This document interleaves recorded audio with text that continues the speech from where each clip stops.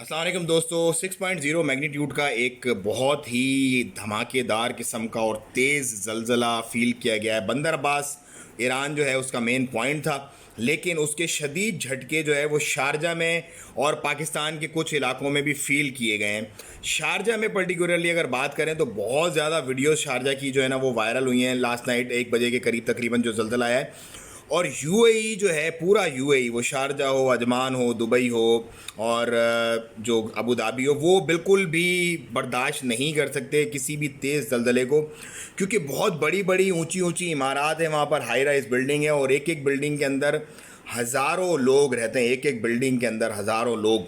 तो खुदा न खास्ता अगर कोई इतना बड़ा कोई इस तरह का शेकी सीन होता है तो उसके बाद बहुत ज़्यादा मसले मसाइल हो जाते हैं। बहुत सारी बिल्डिंग्स जो हैं वो क्रैक हो जाती हैं और उनको फिर रहने के काबिल नहीं रखा जाता, अथॉरिटीज़ की तरफ से उनको खाली करवा लिया जाता है।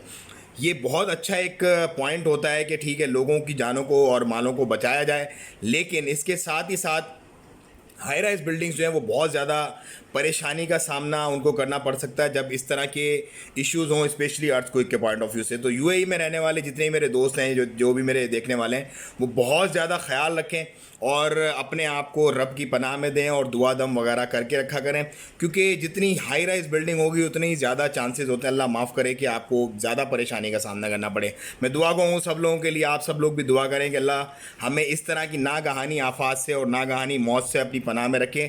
दुआ में याद रखिएगा। अस्सलाम वालेकुम रहमतुल्लाह।